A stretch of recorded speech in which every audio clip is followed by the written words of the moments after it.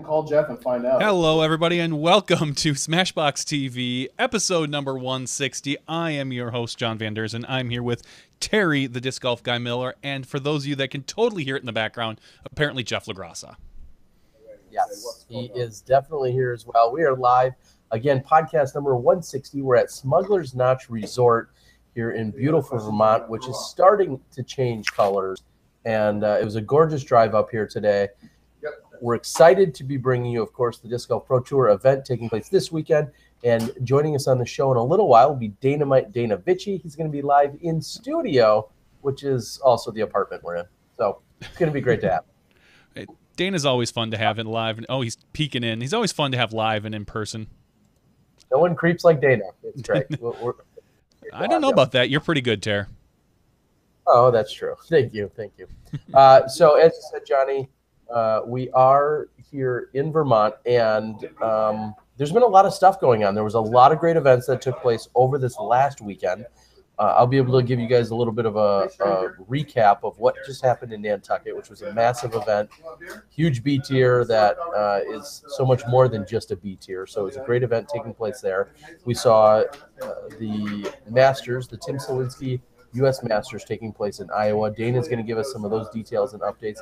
And then also the Greater Hartford Open, a big A tier where I kind of felt like if you were a professional and you weren't in Nantucket, you were possibly at the Greater Hartford Open. So those are some all great events that we'll be able to recap, and we'll talk about some other news and things taking place around the sport. And then we're going to move right into the idea of playing here at the Green Mountain Championships, which conveniently will be the site of the 2018 PDGA Professional World Championships taking place next September, almost exactly a year away from this same week, pretty close to it. So it should be pretty good. That's awesome. Johnny, should we welcome Dana right away so we can get right to the action, and he can give us all the amazing updates and scoops from around the country this weekend? Sure, let's do this.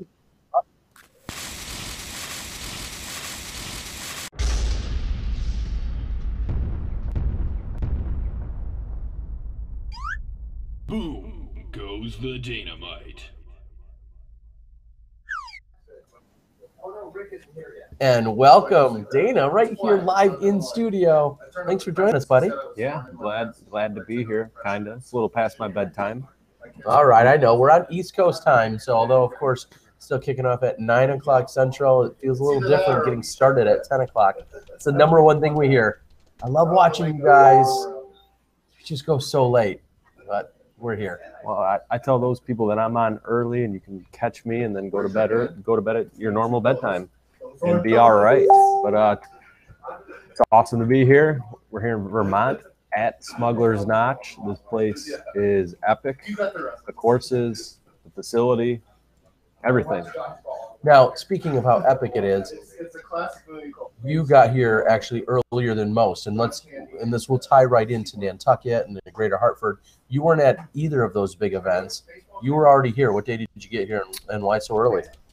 I got in Saturday in part because flights are very expensive into Burlington. I found a very reasonable flight, and then also a couple of my traveling partners, Paul Oman and Kelly Visca, were coming up here early. So DG Mike Fierke, he was flying in Saturday. So kind of, my crew was here and going to be here. So I got in on that. It was probably a couple days earlier than I needed to, but Ashley wasn't very happy with me, and we'll just come out and say it. She didn't realize I was leaving that quickly on the heels of being gone by Hartford Open, but it's my last hurrah with the new baby coming in December. It's these trips, these solo trips, I should say, aren't going to keep happening. It's a lot of work having a 2-year-old at home working and having a human growing inside of you. Yeah. So that's all your fault. You know that. We assume. So just saying, that's your fault. Yeah. All right. So let's start with Hartford, Greater Hartford Open. Again, on the East Coast, it was within the swing of what we're seeing a lot of people doing Vibram, of course, then finding themselves here at the Green Mountain Championships. But the weekend in between They had a couple different choices. Talk a little bit about what we saw in Hartford. Yeah, so the big thing out of Hartford was the return of Bradley Williams. Yes, on a shortened suspension, which was a conversation in itself.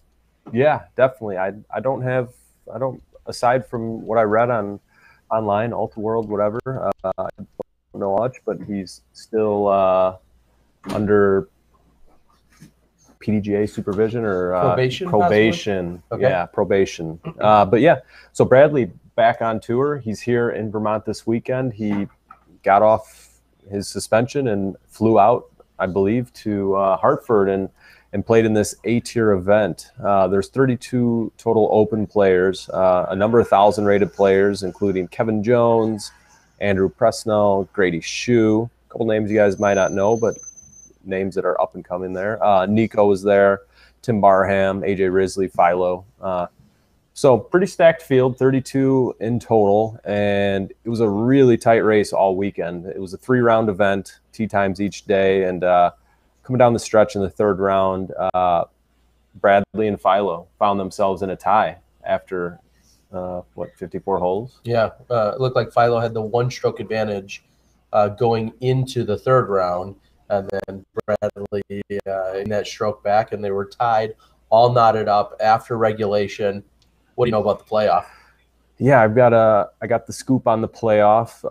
AJ Risley was there, as I said. He finished in 3rd, tied with Tim Barham and Nico LaCastro. But I said, AJ, what happened on the playoff? And he says, funny story. He says, I didn't see it, but I saw some guy walking back from the playoff, and I asked him, I said, what happened? And the guy goes, I wish I hadn't seen that.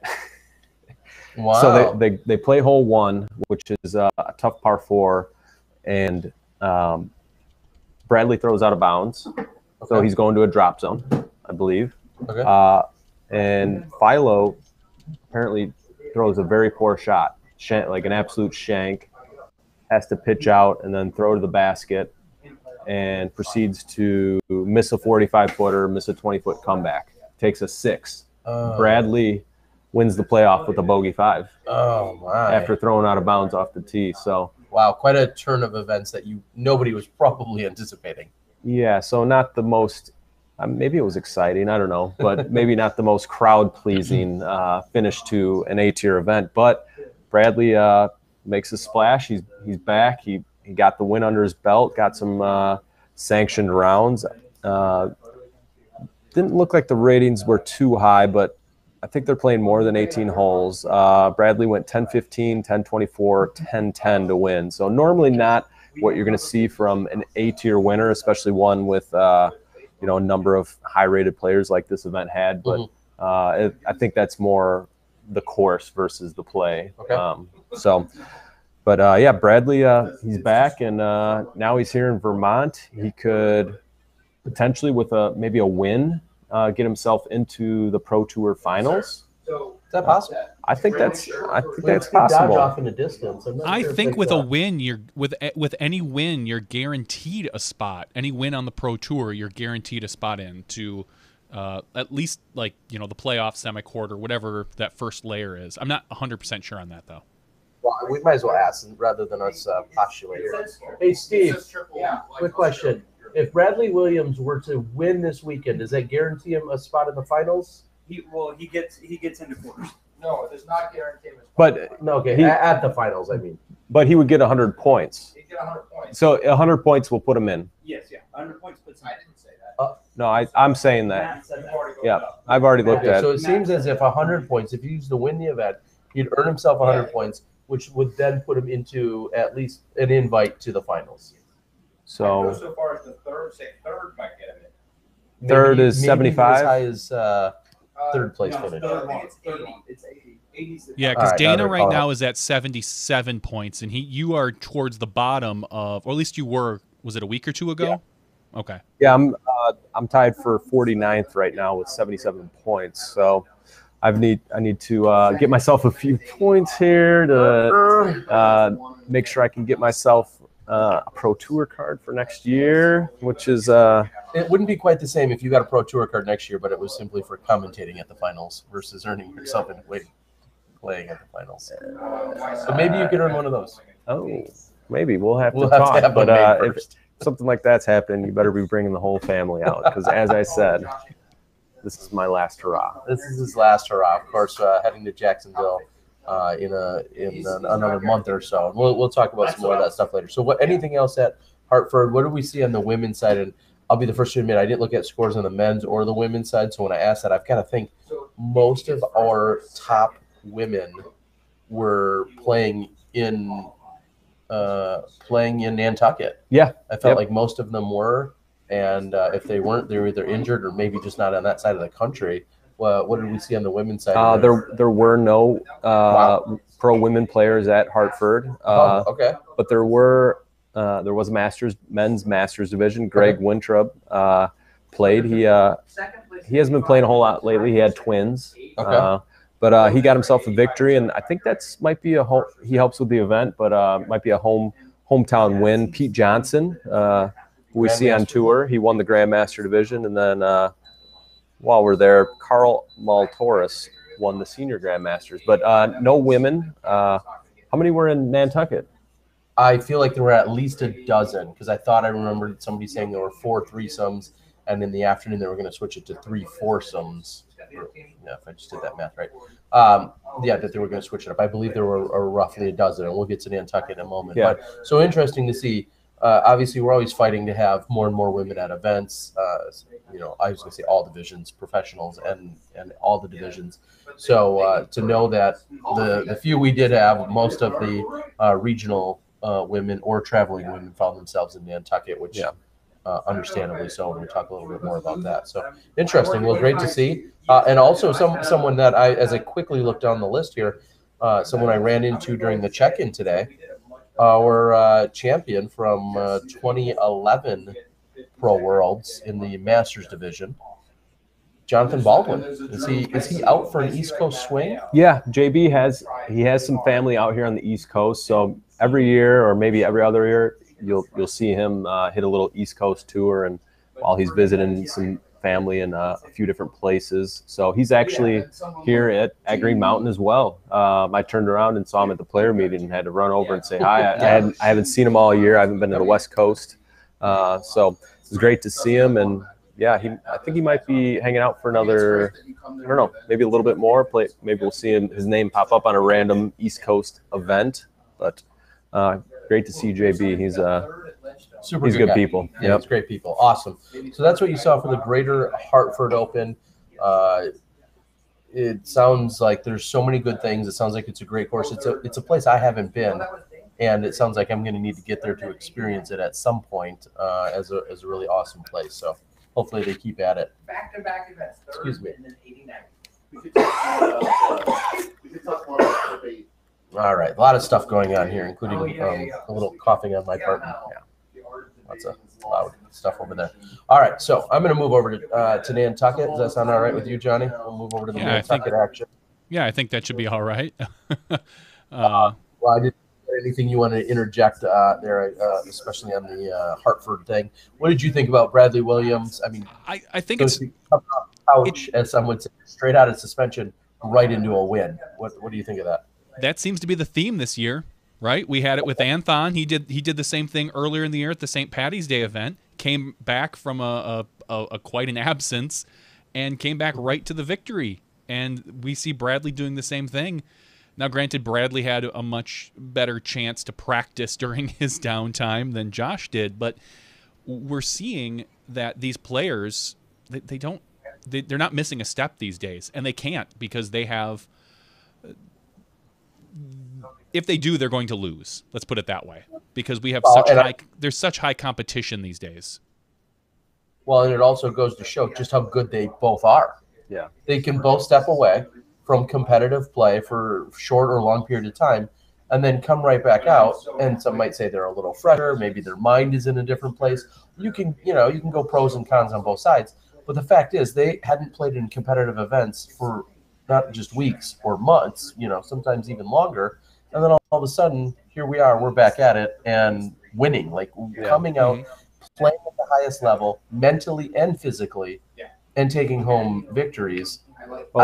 there is something to be said about that. Yeah, I think part of it is just the sheer happiness and excitement to be out and doing what you love to do. There's no doubt that both Bradley and Josh are world-class players and have been, but to have the game, not be able to play, and then all of a sudden I can play disc golf again, and it puts things in perspective when you're out there on the course and maybe having a bad break or whatever it might be. So maybe that helps push aside the nerves or the time away, that it kind of disappears. I totally agree. Yeah, All Ultra right, World had a really good interview with Bradley Williams that came out today, talking about whether the stipulations for him coming back and why he wanted to come back, and he said that he wasn't even sure if he wanted to come back, but after getting out and playing a little bit, and he gave a really good breakdown of the playoff and his mindset and some of the things what was going on beforehand. I highly recommend going out there and listening to it if you're interested in the Bradley Williams story. Yeah, I'm going to go out and read it because I didn't know anything about the playoff. I didn't know what was going on or any of the details. So I'll go out and take a look at that myself. So I'm going to move over to Nantucket, and I have to absolutely start with the Nantucket Disc Golf Organization and Association, everything that those guys do, and all the people that are on the island that are so tremendous. Then you have to then follow it up with Louisa and Todd Rainwater, who are beyond amazing, Cassie and Barry, who are also part of the action. And then this year, a huge helper on my behalf, and along with, of course, the whole tournament, was a gentleman named Tom, who doesn't even regularly play disc golf.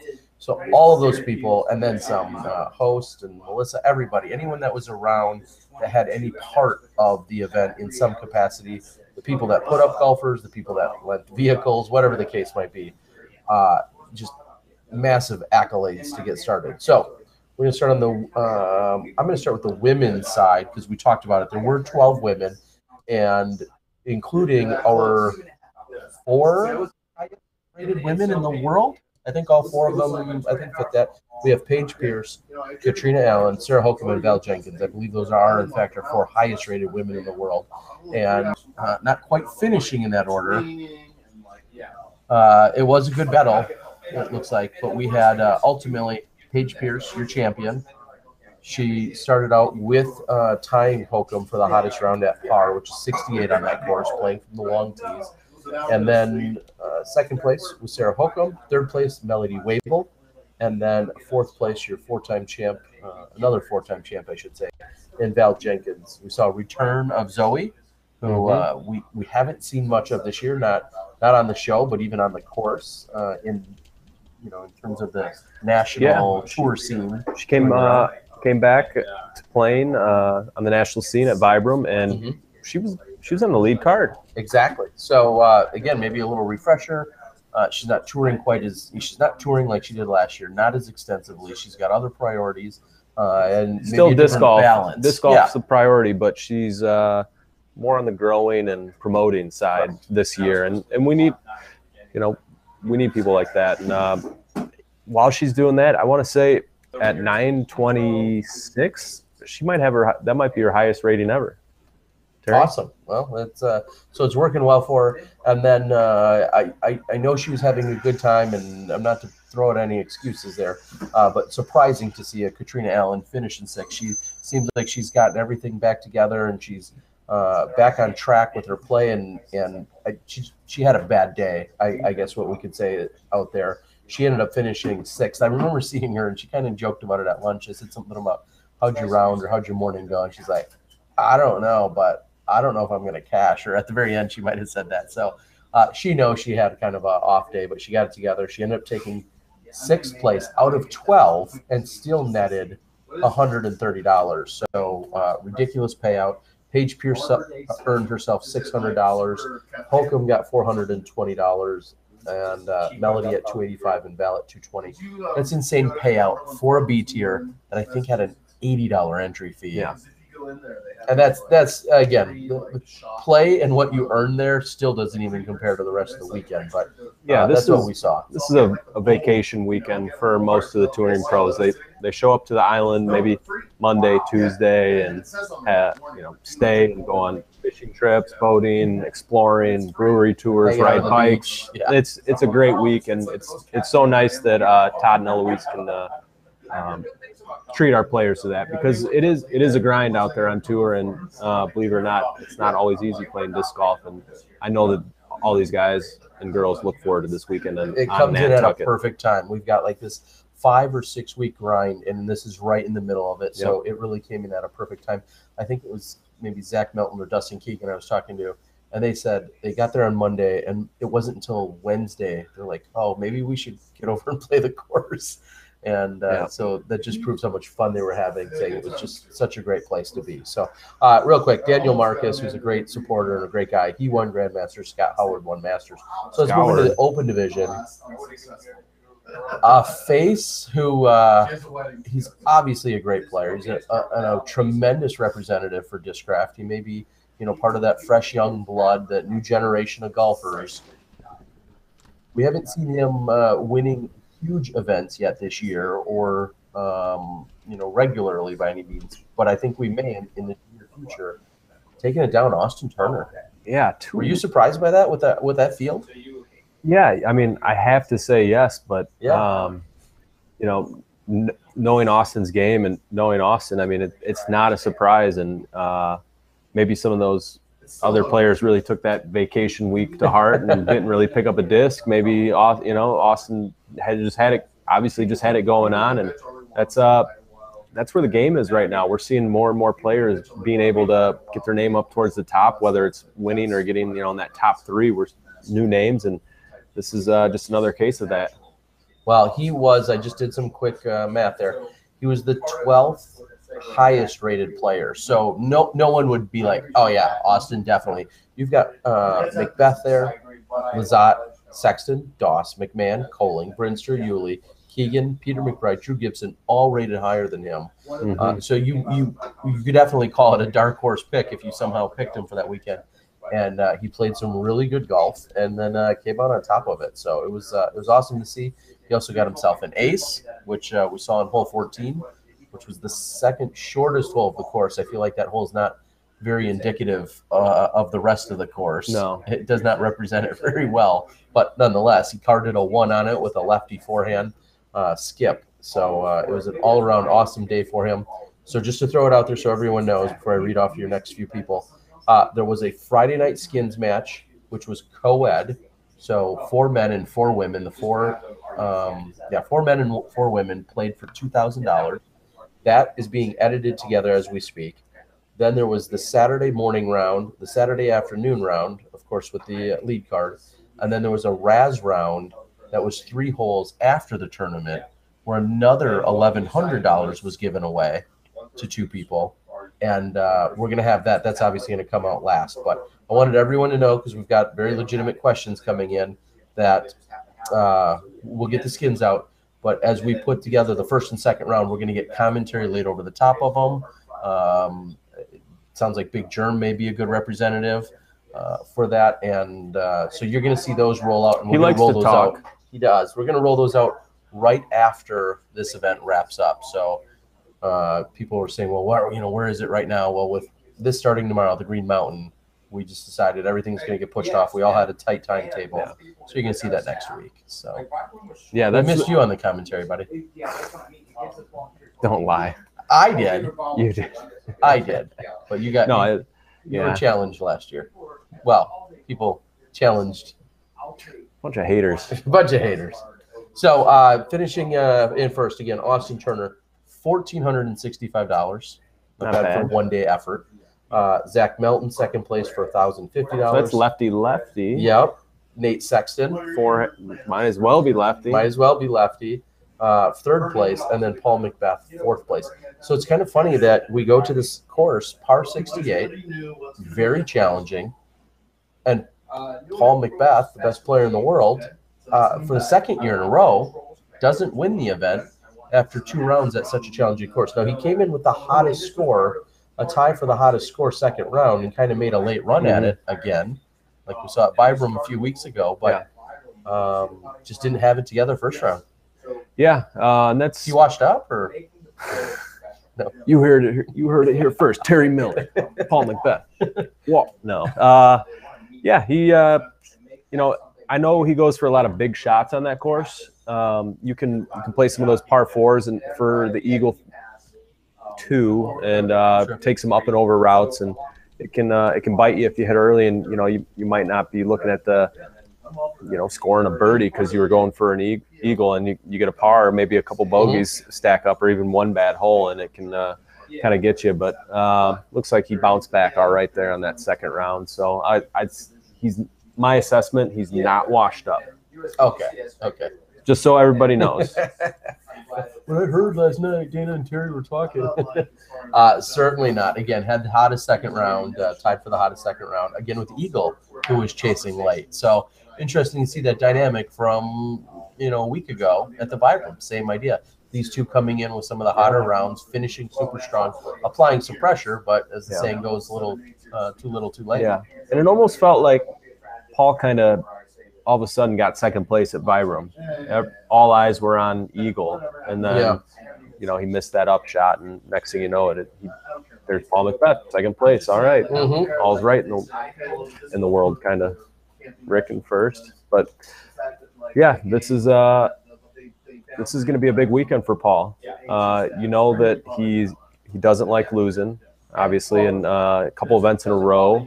After winning Pittsburgh, he hasn't won, but he's trying to unseat Ricky Wysocki, who has not lost here, aside from the Pro Tour finals last year. Yeah, exactly. Was a different, Totally different format. Sure. So in stroke play, Rick's undefeated. Yeah, which is crazy, and that's going to be a talk and a theme throughout the weekend. There's maybe a larger X on his back than ever, in that he's a 4-time champion here. He's obviously comfortable. He loves the courses. He's talked about it. Tight and wooded, long and wide open.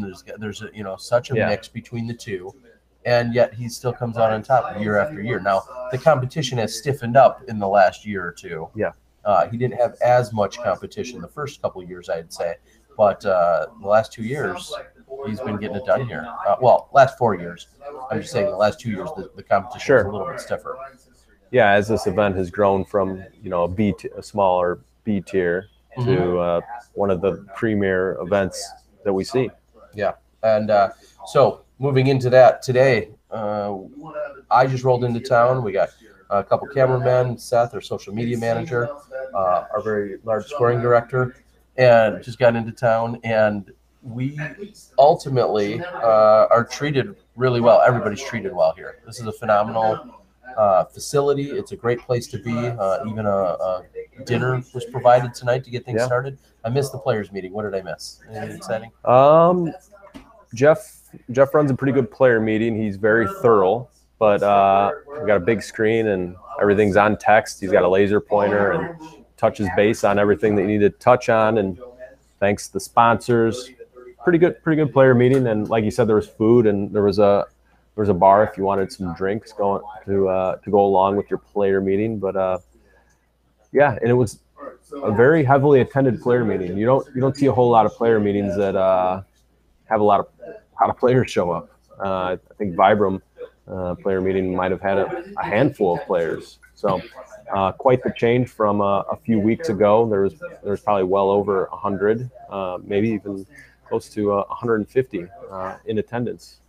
So that was good to see, and that just shows the amount of respect everybody has for this event and for Jeff, and to show up, and or maybe they just like free food. That usually gets most people, especially disc golfers. Now, interestingly enough, the amateur side of this event taking place this weekend, which of course isn't a Disc Golf Pro Tour event, but it is taking place at the Green Mountain Championships. Now, I believe they're just playing Saturday and Sunday. Do you know that? Am I just making stuff up? They do finish Sunday, so I'm not sure if they have a Friday, Saturday, Sunday, but I want to say it's probably a Saturday, Sunday. Yeah. Okay. So and this event, of course, starting tomorrow. Tee times were posted recently, so we're going to talk about that. Who we're going to see, what we're going to have for some coverage. We're not live tomorrow. That's not a secret or a surprise, hopefully, to you. We're not live during the first round. We're going to be covering, of course, the final 3 rounds. But the play starts on Wednesday, and then we play Thursday, Friday, Saturday when things wrap up. So having Sunday as being our final wrap-up day for the amateurs hopefully entices and encourages a lot of people to come out, take in the action still Saturday afternoon, and then they still have a reason to be around here on Sunday as well. Definitely. And, this event is built around the disc golf event is the Fall Fest, which is... Hey, Jeff, just a little. Thank you.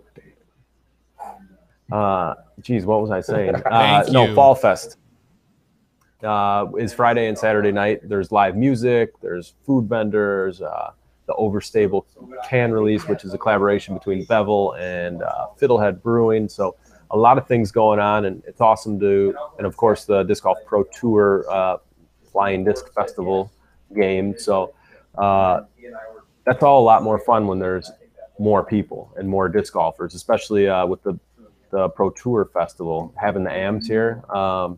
It just makes it more fun when there's 100+ people out playing the games versus 20 or 30. Correct. Or maybe fewer. But yeah, it should be a lot of fun. I think we're going to be blessed with great weather throughout the week. I know I've been paying attention to it. We're looking at it as recently as today. We're looking mid to high 70s. Looks like we're going to have really great weather throughout the entire weekend, which will be maybe a welcome change.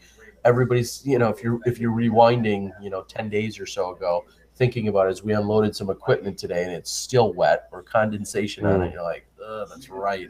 It was so nasty as we wrapped up Vibram. So definitely looking forward to it being nicer, beautiful, gorgeous fall weather here in Vermont. Yeah, and then you say fall, and it looks like fall here. The leaves are changing more and more every day. I've noticed even since Saturday that I've seen more reds popping, oranges. It's absolutely beautiful. It's going to look good on camera. So tune in, watch live, watch the whomever you prefer to watch, Jomez, and are you gonna have a card tomorrow? Yeah, so my plan is to go out and capture some action. I'm hoping to put that together, see if we can even turn that around maybe for next day production. That's going to be a lot with all the stuff we have going on in preparation. But they're switching things up a little bit because the men and the women, I believe, are playing different courses throughout the week, which hopefully you'll be able to follow along as we're doing the live. Tomorrow, the men are playing over at Brewster's Ridge. Is that correct? Yep, Brewster Ridge, and the women are at Fox Run. And the women are over at Fox Run. So looking down, and I'm not sure if they're all on you just yet. I believe they probably are by now. Let's look quickly, at the some of the tee times that were of interest. I heard that Jomez was Productions. We're talking about going out in the morning to possibly film an early round card. What am I doing? Green. Sometimes Control F is tough. Yeah, I think they're going to be on Macbeth card. Is that a 9:30 card? I believe there was roughly a 9:30-ish card. Yeah. So it looks like that will likely feature Greg Barsby, Steve Brewster, Paul Macbeth, and Austin Turner. So as of right now, I believe it's going to be those four. Jomez is planning on covering them. I'm assuming they're going to have their regular next day coverage with that. And then they were talking about going out and filming an afternoon card with the women who are playing later on in the afternoon. Double duty. That's what I heard. So they're going to be out there grinding it hard tomorrow. We're trying to confirm exactly what it is, but they'll be out there filming a card in the afternoon. I know that I had my eye. If I want to go out and volunteer some time and energy and get I guess I could always use a good walk. So I've heard. I was looking at the noon card. We got Simon Lizotte, Nate Sexton, Ricky Wysocki, and Drew Gibson. So that looks obviously like a very entertaining card. And then we were also possibly looking at a late card that may or may not get some action. Again, if we can round up another cameraman and we've got all the equipment ready to go, if he wants to volunteer, we may have Coling, McMahon, Paul Ullman, and Paul Ulibarri. Also, of course, another great card.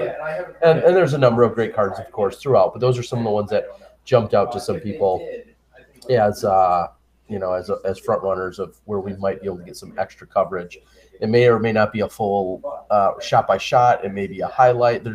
We'll talk to Steve. We'll talk to all the crews and see what we can get done. But that's kind of what we're looking at right now. So pretty crazy. Lots of good stuff. Is that crazy? Maybe it's not that crazy. It's going to be awesome. That's pretty awesome. That's pretty awesome. All right. Dana, dare I ask, as we move over to Brewster to open the tournament tomorrow, so it'll go Brewster, Fox Run, Fox Meadows, Open. Okay. So it'll go Brewster, Fox Run, Fox Meadow, then Brewster. So it goes back and forth that way, finishing in the more open course, just like we did last year at the Pro Tour Finals. Do you like one course over another any more than another? Does one suit your game any better? Man, both courses are really high up on my list. They complement each other really well. Two totally different styles of golf. I'm going to have to give the nod to Fox Run. Just the views, some of the shots are just really epic. But the Brewster's Ridge is just a great, high quality wooded course. Really clean lines, a lot of fun shots, some good par fours, some really difficult par fours. Does it kind of remind you a little bit of where we just were last week at Vibram? Some tighter woods. You have to hit fairways. Yeah, kind of yeah. Especially since there are some rock walls that are out of bounds on Brewster Ridge and Fox Run, but having that wooded course where you have some out of bounds in there versus having the natural, just going into the woods and having to pitch out. You're kind of you're going to get that punishment that you see like on the front nine of Vibram with the rock walls, but the lines are really clean. So if you're throwing good shots, meaning going down the fairway, you're going to be okay. It's the ones where you are just a little bit off or totally shank where you're going to get the punishment and go out of bounds and possibly take bogeys or worse on some of those holes. Okay, but they're both. I can't stress enough, and on one site to have those courses start and finish right next to each other, it's awesome. And but on the Fox Run side, you really get to see the disc fly, can rip some shots. So it's going to sets up a little bit better for the power players. But then again, that doesn't always work out where you can, you find yourself getting in trouble trying to score, throw some long shots with the out of bounds around versus maybe, sitting back and taking some pars. So and what also to me what jumps out is you're hoping for the biggest gallery. You're hoping for the most people to be out as the event concludes, which will be Saturday in this case. And Fox Run really lends itself to that so much more. Brewster is a great course, but like Vibram or over at Maple Hill, it can be a little tight to navigate through some of those fairways with the amount of gallery that we'll have. So being out at the more open course just logistically makes for a lot more sense when you're going to have your biggest gallery. Yeah, it's an awesome spectating course. Once you get through the first 3 holes, you cross the street, you take kind of a long walk, and then you're over around Bootlegger's Basin. And around the basin, you can get on a high point, and you can see a number of cards at any time. And you can hop and take a little swim, too. The water is awesome. We swam for some discs the other day, but usually try to go swimming there anyways, even if it's not hunting for discs. But it's a great spectator spot, and you can see a number of people playing, a number of discs flying a bunch of different ways, and it's a really good challenge too. Awesome. All right, well, we're looking forward to it. I know we're going to also talk a little bit about the U.S. Masters, so I'm going to let you pull that up on your scoreboard. I've got a few things to announce. Obviously, Zuca, who's been very supportive here of the Disc Golf Pro Tour. They're very supportive of disc golf everywhere, and they're a partner here of the Disc Golf Pro Tour, so we're going to see and hear from them. I saw they were the big Zuca truss is set up on hole 1 over at Fox Run, so it looks great. Jason Wilder, who was at the U.S. Masters, I saw him at Beaver State Fling. They had worked on a bonus at Beaver State Fling. Basically, they had said there, hey, if you're rolling a Zuca and you finished the highest finishing players in each division had won something that were rolling a Zuca. So somebody might have finished 8th place, but they were the highest finisher Nick rolling Wood. one. In the Open division. Exactly. Sarah Holcomb. Mo Lockwood. Yeah. As well. I think it's Wood. Sarah Holcomb, Christy King didn't win the events, but they won extra stuff. So everybody kind of knew what the deal was there. So they switched it up for the U.S. Masters. And I just real quickly want to read the really cool thing that they did. They went on a performance scoring method. So basically, they took your rating versus how you played above it.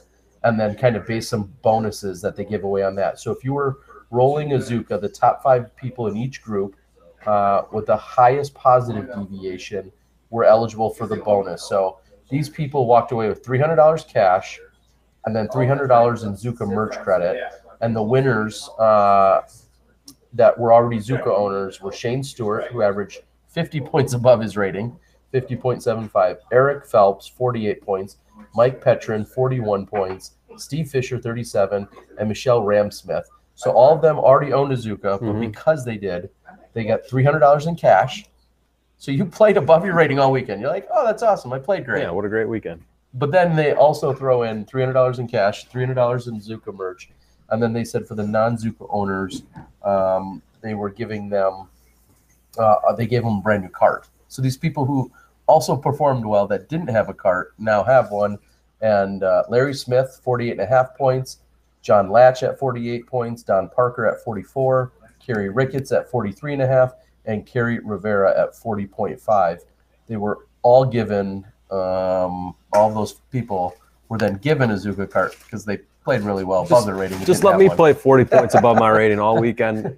You don't even need a bonus at that point. The cash and the secured spot in the finals would give me that spot in the finals. Give me that spot. So, and they were all given a Zuca bonus mini. So I just wanted to mention that as we move into the Pro Masters conversation. Yeah. It's really awesome of Zuca. Again, thank you for supporting all the events that you guys do here on the Pro Tour and everywhere else. All the PDGA, non-PDGA events everywhere and beyond. Thank you guys so much for the support. So what do we see in the Pro Masters field?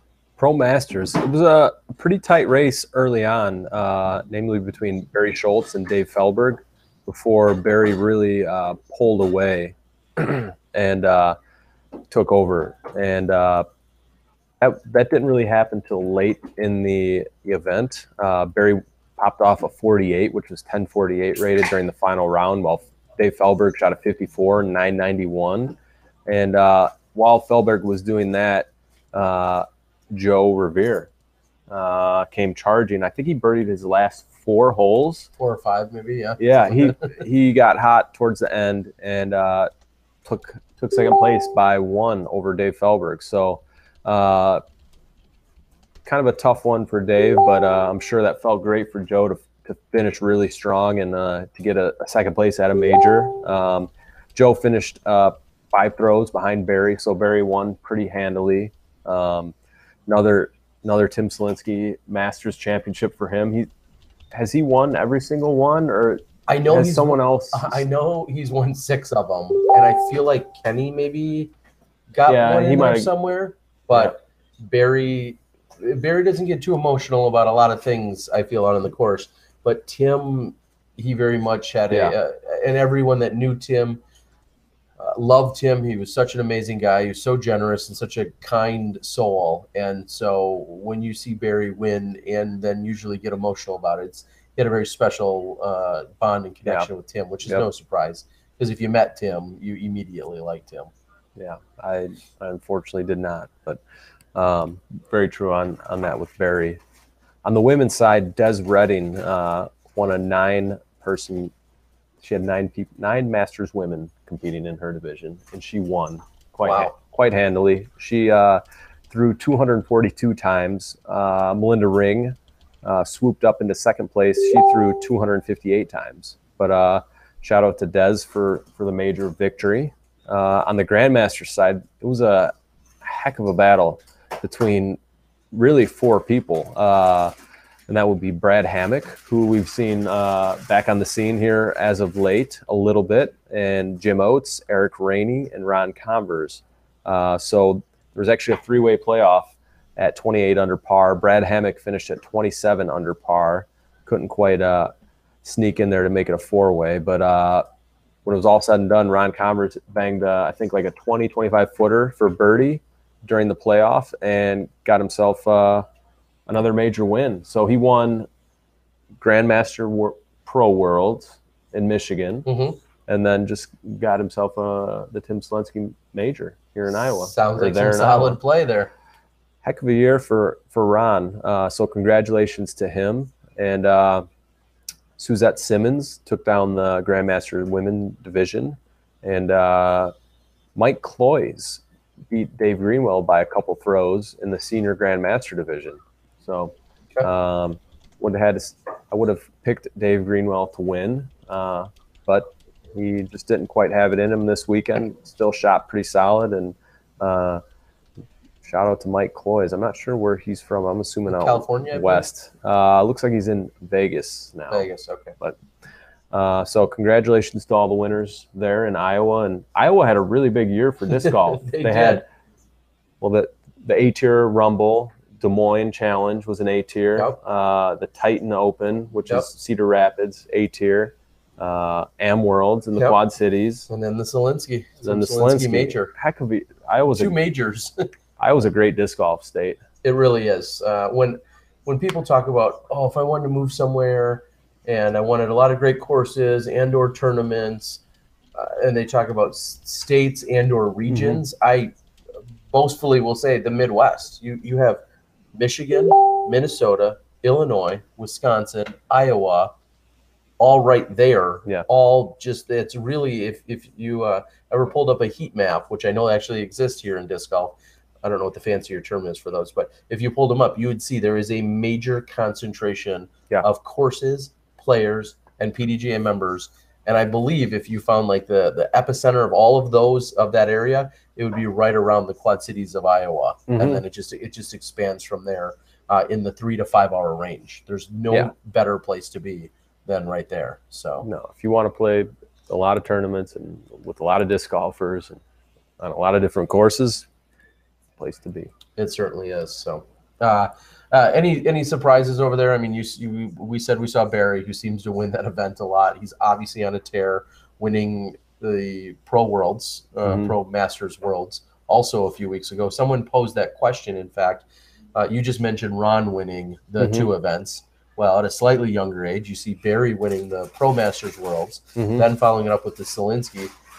Is Barry your next best guess to possibly take also USDGC, which isn't age protected? Yeah, Barry, historically has played well at USDGC over the last few years, early in the tournament, or maybe he'll have a rough first round, but then bounce back. But I feel like Barry's, we'll see him shoot some really hot golf early and say, hey, and then get the talk going. Hey, can Barry do it? And he hasn't been able to really hang on to the high level play there at the US, but he's one of the greatest to ever play the game, and he knows how to throw the shots, especially at Winthrop. It wouldn't surprise me if he won, but it's tough going up against those young guns that throw so far, so accurately, and literally don't miss putts. So for everybody chasing, but Barry, for anyone that's of Masters age, I would say Barry would be the one to do it. And we may not see, or will likely not see, even a Ken Climo at the USDGC this year. I'd go as far as saying he's probably not even qualified. So, I mean, we've talked a lot about his injury and not seeing an if or where we'll see him again. But A, I don't think he's qualified, and B, it may not even be the cards for him to be playing in it at all this year. Even if he was qualified somehow, his health just may not be up to par yet, which would be pretty crazy, wouldn't it? Yeah, and that's our most decorated champion at the event. Yeah, it's crazy to think of a USDGC without Ken Climo, but we see so many players on tour try to play through injuries. We're seeing it now with, for instance, Dustin Keegan. His shoulder's really been bothering him, but this is such a great stretch of tournaments that we're in right now on the East Coast. You don't want to sit things out, and if you don't play, you're not making money, and it's really hard to sit out an injury. We're seeing Madison do it right now. I'm sure she could be out playing and struggling through it, and maybe possibly hurting herself. But you see a lot of players come play through injury, and got to hand it to Kenny to stick to it and know his limits, because it's not all that easy to do when you're a professional disc golfer and you essentially rely on winnings as some of or all of your income. Okay, well, we'll see as that unfolds. Of course, USDGC and so many other events that were yet to go this year. We're talking about the Disc Golf Pro Tour Championships, the Hall of Fame Classic, the USDGC are all ahead of us. So there's lots of golf, and this weekend is going to be a good test. Now, one of the conversation pieces talks about this weekend, everybody coming from either Hartford or Nantucket, and we're seeing that we're starting on Wednesday. I believe it was Simon Lizotte who I saw in Nantucket this weekend. He's like, Wednesday? Play starts on Wednesday already? What's going on? Like, is this a shortened week for a lot of our players, and does it matter? Playing one round a day? I'd say it does for a lot of the players because we're so far away, and having a lot of them be in Nantucket, while it's close, it's not all that easy of a trip. To get here from Nantucket, you have to hop a boat. You have to then get to your car wherever you parked it. So you might have to take a taxi or an Uber, or catch a ride from a friend, and then you have to fight traffic on Cape Cod. You have to go through Boston. You have to drive up into the Green Mountains. Go through the little notch. Yeah, you drive through Smugglers Notch. It's a day of travel pretty much. But so with that said and done, that if you stayed on the island till Sunday afternoon, you're not getting here till very late Sunday night or maybe Monday afternoon, and then you have to practice two pretty tough and long courses, and then you've got waterfalls to explore and swimming holes to jump in and all these other fun things on site to do. It's tough that to try to jam it all in and get practice in with starting on Wednesday. But sorry, pots and pans are in that closet over there, guys. A lot of action going on there. I'm going to take this moment to say that Climo is qualified for USDGC. Throw down the mountain. And someone on the board, to follow that up, Dana, real quickly, had said that he's trying to play. Oh, good. And I saw it a moment ago somewhere on the board. I'm not sure. But they had said that, Champ is trying to play USDGC. I talked to him last week, Joe PG says. So well, that's good. We'll see if that happens. Hopefully, hopefully it does. Hopefully everything also with I know that with the hurricane, and seeing that there's been some things going on in his neck of the woods, Clearwater area. So hopefully him and his family are all safe, and that could potentially play a role too. But of course, it sounds everyone in Florida. Sure. Hopefully all our Smashies and Smashy friends and family and everybody in Florida are safe and on their way to getting past this hurricane. Okay. Dana, you got anything else you want to share before Johnny V and I get back to the action? I don't know how much more Johnny V and I are going to have, but anything else on the tour or beyond that we need to be worried about? No, just I think something to watch this weekend is the Pro Tour points, seeing who can jump in and who can, if I can hang on, and some of those top spots, see if someone like Kale LaVisca can pull off a win and make some moves. We'll have to stick. Yeah, I'm hoping that if my discs hit the chains from the basket, they stay in versus. You famously almost took out that Macbeth feller last year. You had an ace spit on hole 17, and as it spit out, I felt like all of your momentum fell out. You were chasing him down. Had that stuck, we may be talking to a different Pro Tour champion. Is that right? Very well could have. I mean, I was feeling really good. I haven't said it to this day, but I'm gonna blame my caddy, DG Mike. Wow. For everything. I didn't know the scores going into 18, the final hole. But I threw it out of bounds regardless. Sure. But it's on DG Mike. And I'll go along with that. I didn't know what the score was, and I would have probably done like a Nico 360 if I did. Well, here's what I'll say, and similarly, when we were in Nantucket this weekend, we were walking down the fairway on 18, and all of a sudden everybody stopped. They pulled out the scorecard. This is the whole leader card, and this talks about how important and how useful UDisc Live can be. For instance, usually you see everyone kind of secretively checking their scores throughout and kind of seeing where things are. And last weekend they could see that, Paul Macbeth was doing this on the second card, and Ricky admitted he saw what Eagle was doing on the second card. we have all those stats and those scores and statistics and information. This weekend when we were in Nantucket, as great of an event and there wasn't a UDisc live for us. So everyone on the lead card kind of stopped for a moment in the middle of 18, which is a 900-foot par 5 with a million trees on it. And they actually kind of were like looking, and they're like, "Oh, okay." And Zach Melton and Andy Sexton, Nate Sexton, and Austin Turner were all kind of determining, like, okay, well, I have so and so by this many, and I think it was. Were they working together? They kind of were. They were actually like, trying to figure it all out. They had an idea of where they were at, and then Zach Melton, I think, said something about, well, I need to see if I need to be aggressive on this shot or not. Right, because that's a hole you can kind of go for an eagle or, play for a safer birdie or even par. Yeah, so it was funny to see how that unfolded. And at one point, I think Zach, I don't know if it was the last hole or if it was near the end of the round, Austin had thrown a shot that was a little bit aggressive, and Zach's like, "What are you doing, man? Just throw in the fairway."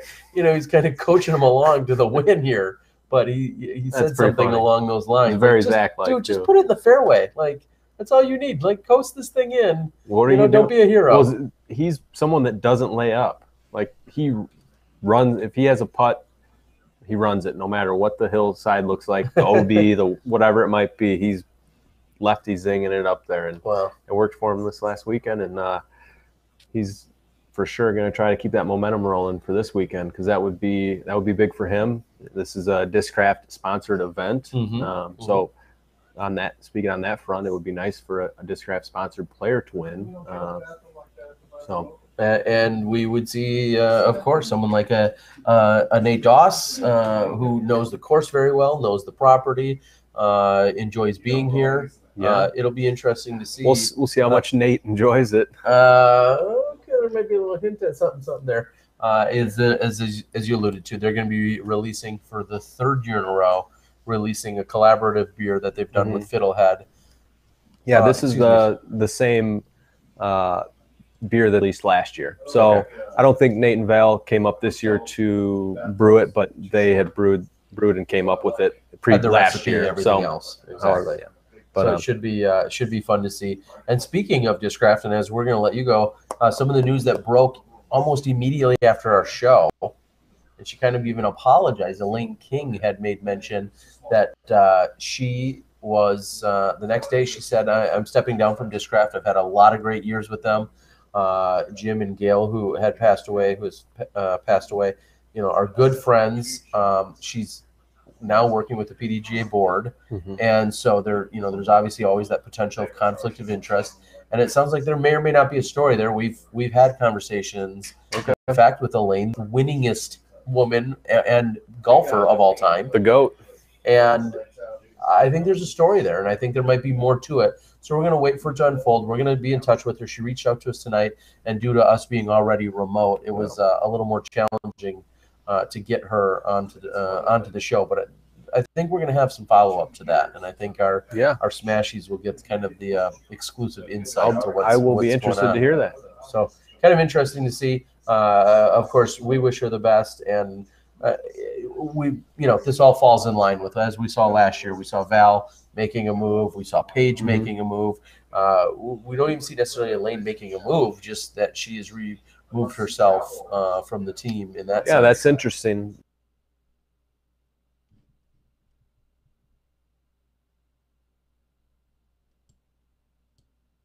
Looks like we ran into a problem with the call. Terry and Dana there have unfortunately locked up, so we're gonna find out. What the problem is in just a split second here. It looks like maybe their internet has an issue. They're on a Wi-Fi card, basically. So we are going to get in contact with him.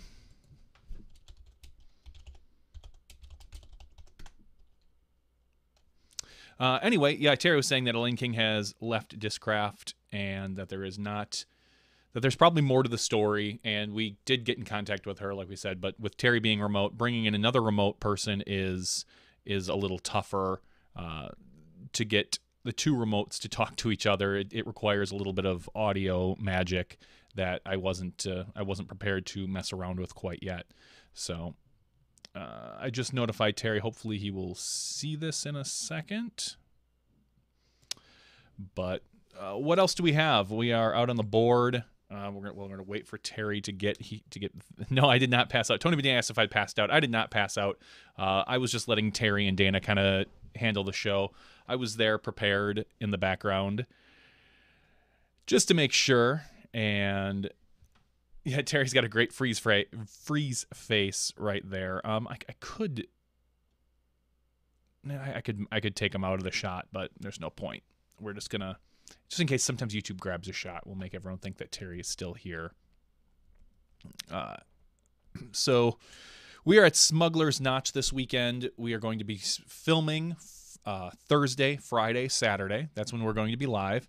I believe we start at 2:30 Eastern on Friday with whomever the lead card is going to be. Your odds-on favorite has to probably be Ricky Wysocki.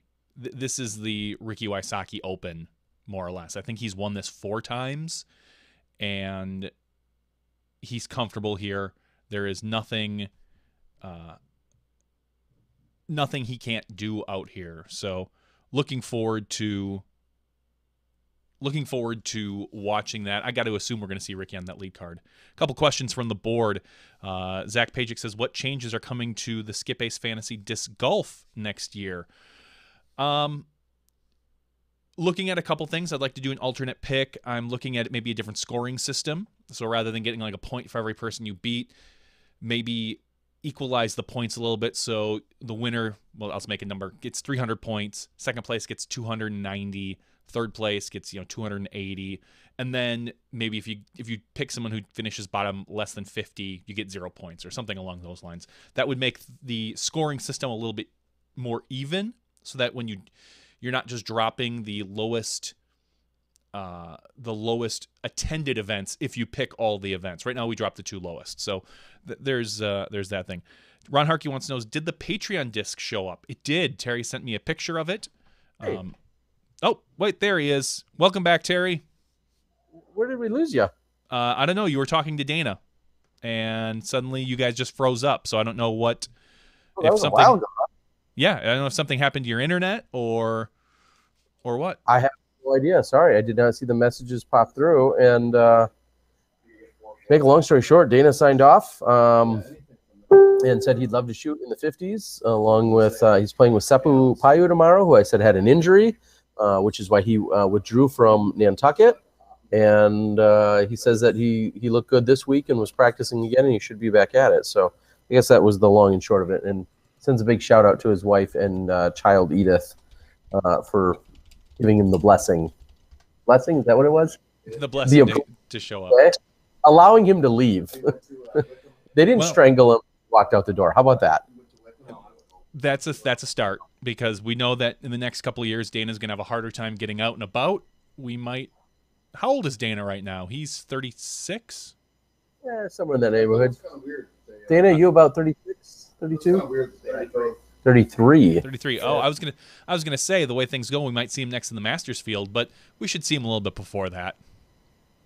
Either way. All right. So I'm sorry. What I was asking when Dana was exiting and I was transitioning back, I said, sorry that we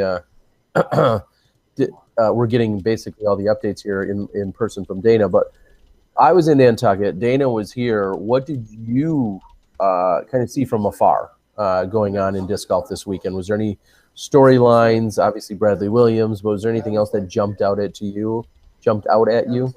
No, not really. We did what this week. The only thing that really happened at PDGA wise was the board of directors officers were announced. So that happened. I believe it was about 3 or 4 days. Maybe it was 4 or 5 days ago. And what we're seeing here is, I'll quick rattle them off for those of you who aren't listening to the Week in Review podcast. The president is Justin Menichelli. Vice President is Dave West. Treasurer, Nate Heinold. Secretary, Kevin McCoy. And special appointees to the board were Bob Decker and, as you discussed, Elaine King a little while ago. So that's as far as PDGA news. That's really all we have. I've looked out on the web boards. There's not a lot going on right now. As far as news and interesting, everybody's just interested in golf right now. Just the golf is really what is driving the discussions right now. Well, and as we keep saying, there's still a ton of it to go. Usually here in September, you're thinking about winding down. You're thinking about, you're going to take a week or two off. You're going to move into USDGC, and then you're really going to shut it down. And that's just so not the case this year. The other thing that is very interesting is you're going to see the men have a little bit of a slowdown as we wrap up after this weekend, but the women, on the other hand, won't. Things are going to wrap up here on Saturday. By Tuesday, Wednesday, Thursday timeframe, all of our women are going to be moving down to the U.S. Women's Championships taking place over in Johnson City, Tennessee. So there's just a quick turnaround, some travel, and then some more play, and that's all to obviously go after a PDGA major. So there's plenty of grind out there to be had. Oh yeah, definitely. We are not slowing down until October.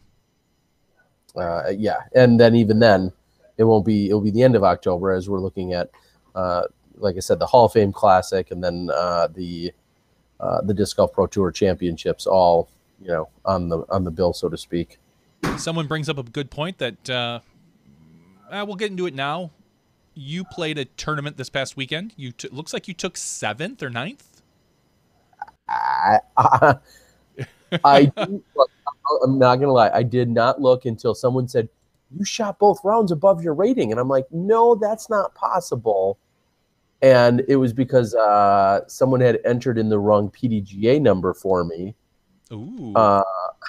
Which then associated and gave me an even lower rating than I already have.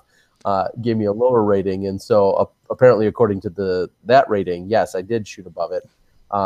You're right. I want to say it was 9th, actually. It was 9th. You shot 9 over par, 2 rounds. It looks like here you shot a 903 and a 945. So you picked yourself back up second round and improved by 7 strokes. I will say this. Not only is it very appropriate, I had Mr. Graham on my card, who does, him and his brother do the kids disc golf, so they're doing great things.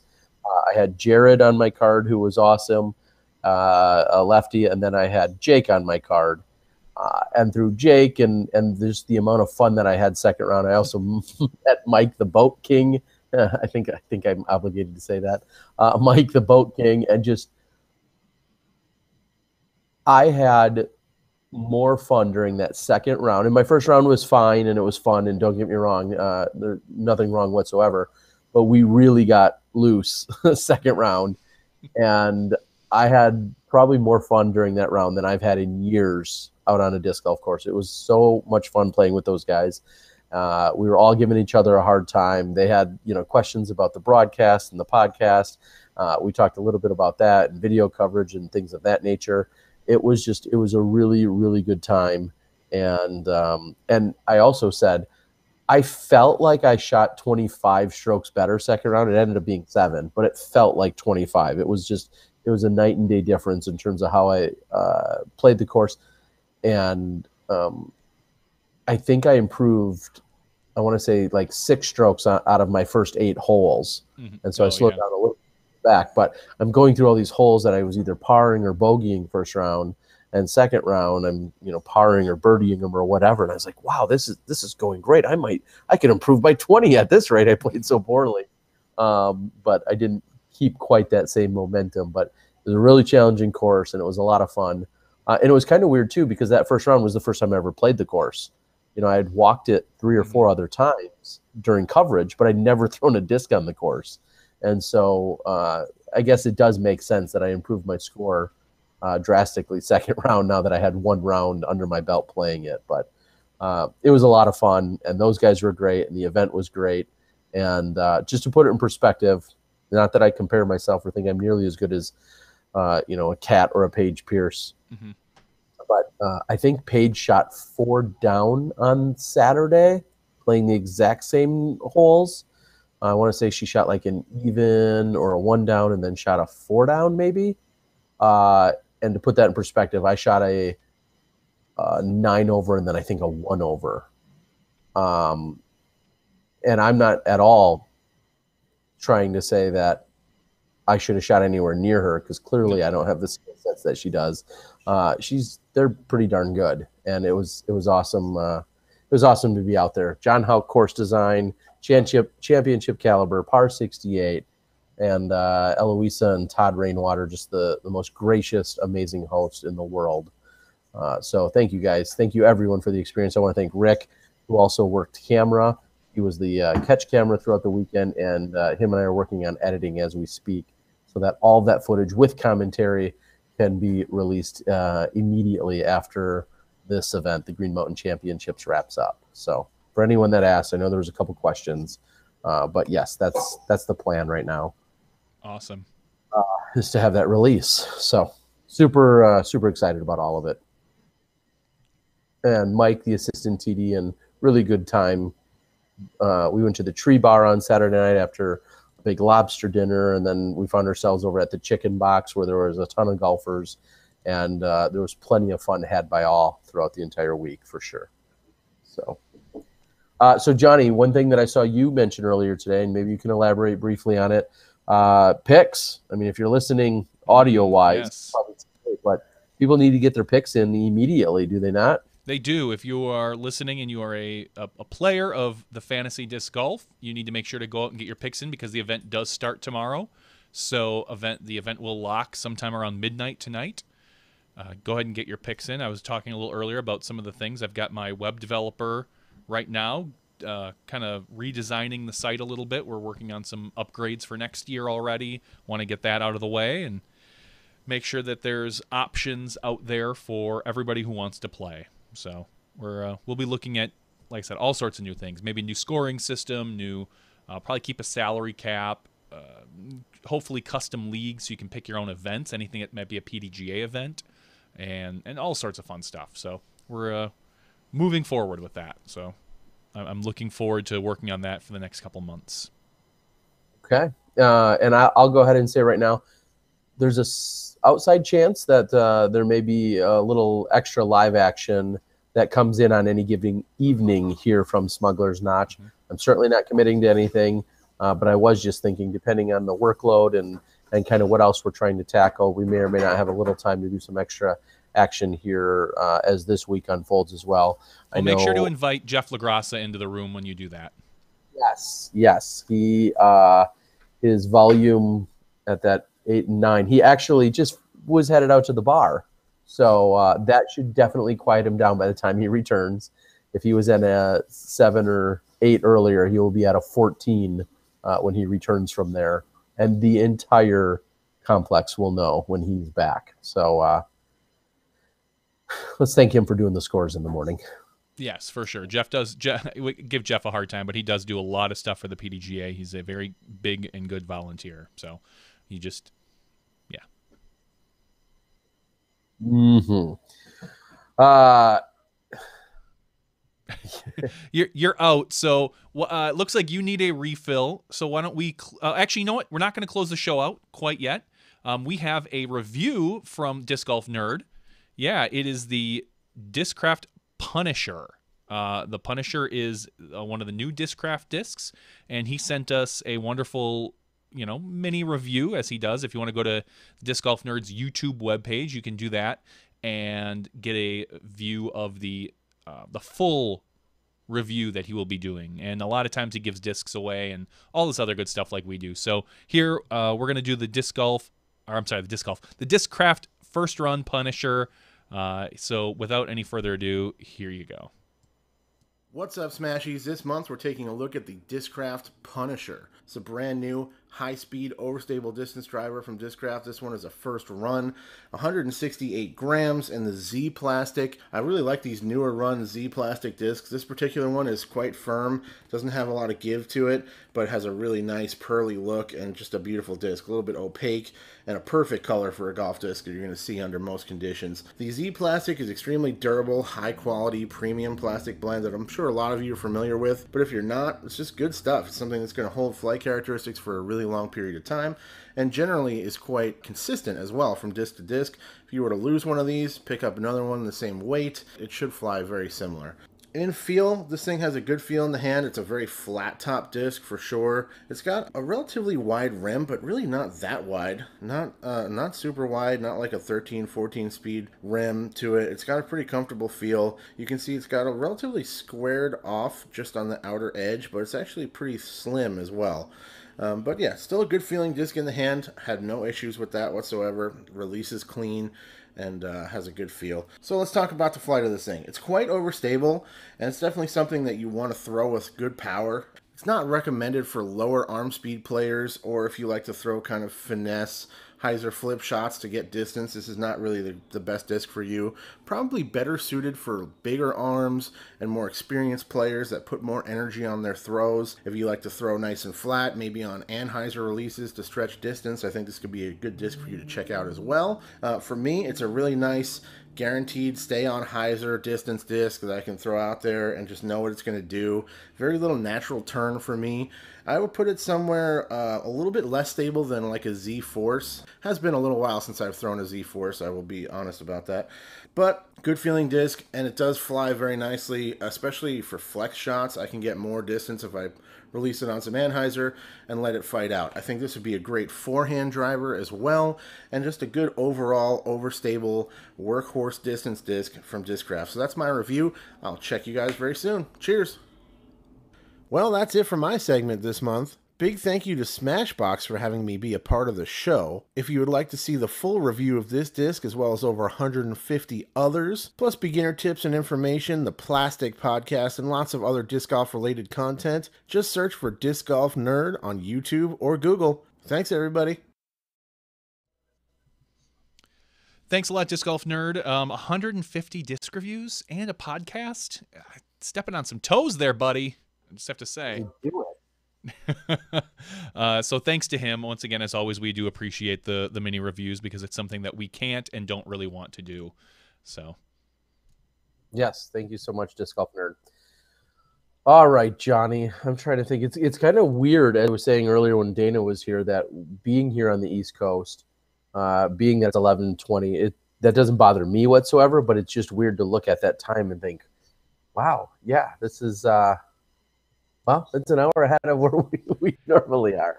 No, it's just definitely a little bit different feeling. I guess with you and I, maybe in the different time zones. I don't know. Math. now you know what it's like to be on the East Coast and have to listen to us. Yeah, I think it's great. Anyway, I think that kind of wraps up, for the most part, the meat and the potatoes of what we saw this last weekend. Of course, the U.S. Masters, Nantucket, the amazing event that it is, Greater Hartford, which I want to get to so I can talk about that if it's a great event. I'm assuming it is because a lot of people keep going to it. And then moving into Smugglers Notch this weekend, there's just plenty of excitement and anticipation around this course. I think the big story, as Dana mentioned, is just people on that bubble about getting into the Pro Tour Championships in Florida next month, which is a little over a month away. I think that's a lot of the excitement, and also, and I think Dana even downplayed it a little. Not only do you get into the Pro Tour Championships, but you get a card made for what would be the second year of the Disc Golf Pro Tour cards. So that's pretty cool. Yeah, it definitely is. And hopefully this year, Steve Dodge will make a few more of those. So I know there was some good demand for the disc golf trading cards last year, and I'd like to see more of them. Well, if quantity goes up, doesn't demand go down? Not necessarily. Not if we're a growing sport.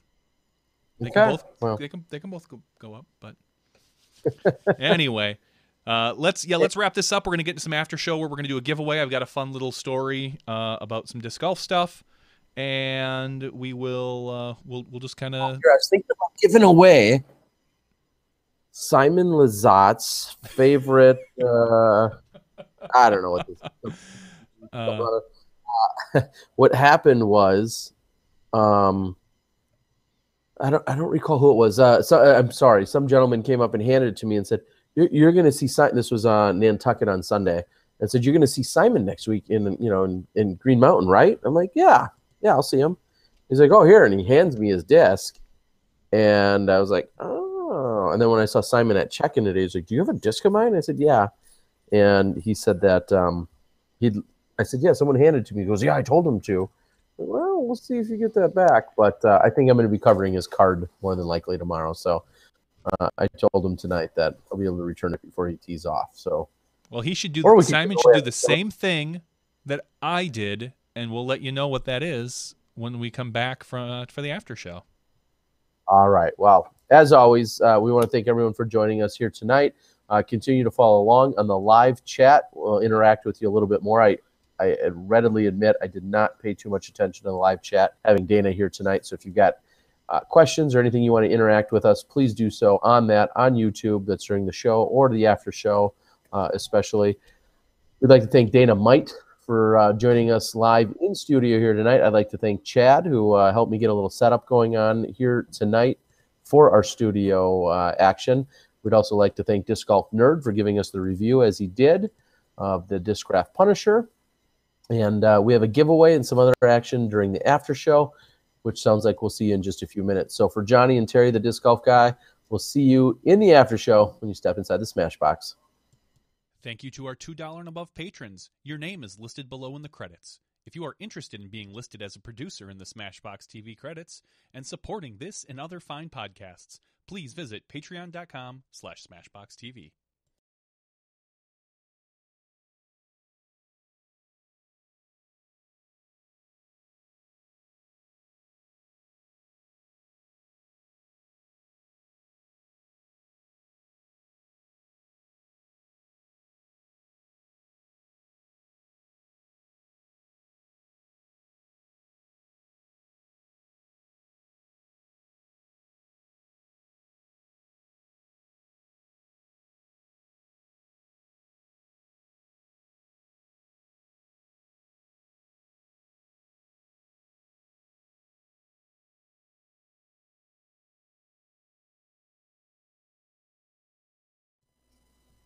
And welcome back to the Smashbox TV episode 160 after show, where Terry is dancing with his empty bottles. Oh, half empty.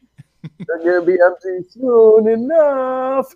Oh, Terry. Who are you staying with at that location right now? All right. Thanks to, I'd like to thank Bud Light Platinum. Send me some beer, please. This is pretty much a Pro Tour centric house and a lot less chaotic than last year's Pro Tour official house. We have Steve Dodge, we have Seth Fenley, we have Jim Castillo, we have, who you already heard, Jeff LaGrassa, who came in a little bit late, but you heard him. And then we have Chad Inman.